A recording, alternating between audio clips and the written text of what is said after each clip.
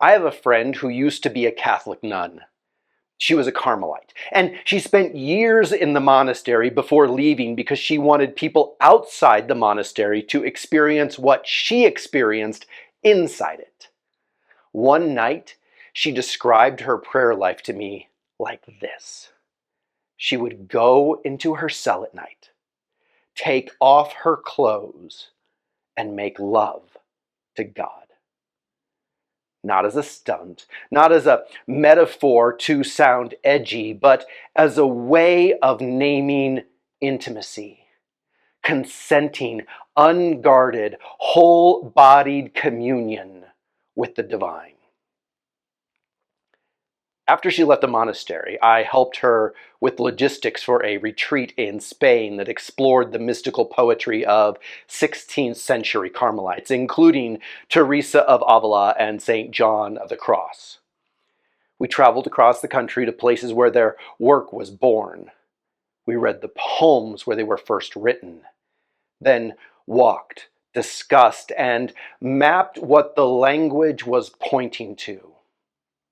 Some of John's lines are incredibly intimate, honestly sexual. He talks about penetrating the divine. The poetry does not apologize for desire. It does not sanitize longing. It is a man reaching for union with God using the language his body understands.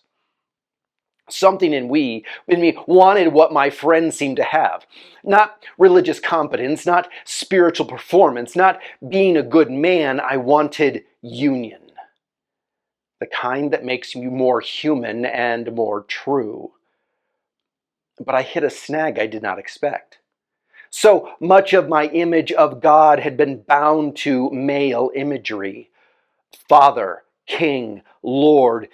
It was also tangled up with culturally trained masculinity. Be strong, be certain, be in control, push through, do not need. And I started to wonder, what if part of my difficulty receiving intimacy with God was not a lack of faith? What if it was that my inner world did not have permission to relate to God beyond the masculine frame I inherited? That question led me to the divine feminine. On the way home from Spain, I picked up a book about the divine feminine in the Hebrew scriptures and found myself centered in the figure of wisdom, Sophia in Greek. In Proverbs, wisdom is portrayed as feminine, calling out, inviting, building a home, setting a table, delighting in creation. Something opened. Not God as female instead of male. God is vast. My narrow, male-only imagination had been making the holy smaller than the holy is. Sophia gave my heart a new doorway, a new way to meet God through receptivity, tenderness, intimacy, and relational knowing without turning it into performance. About a year later, on a wander exploring the West in Bill Plotkin's nature-based map of the human psyche, I found myself sitting by a stream in a real conversation with wisdom, with Sophia.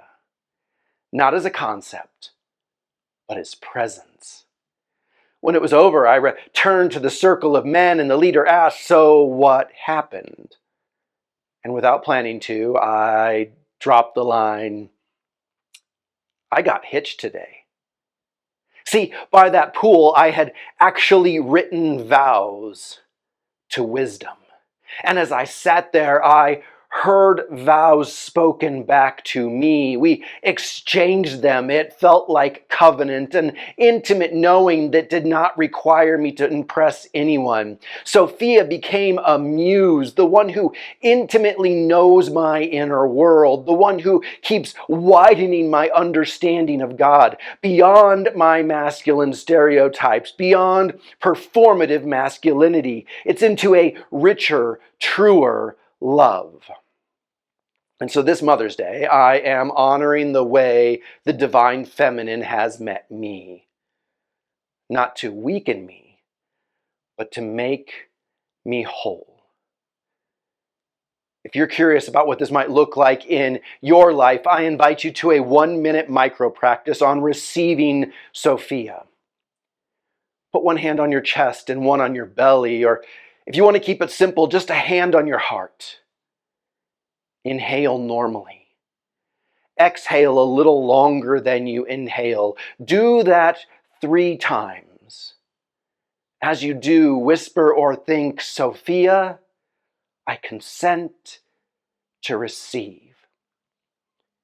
And now ask yourself, what is true in me right now? Notice the first honest answer.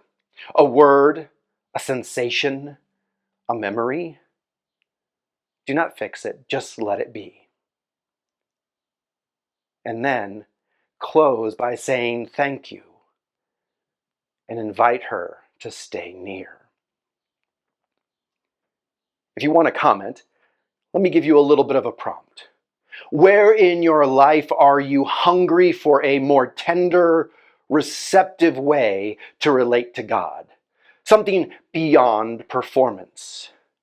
If you do not know what to say, try, right now I feel blank.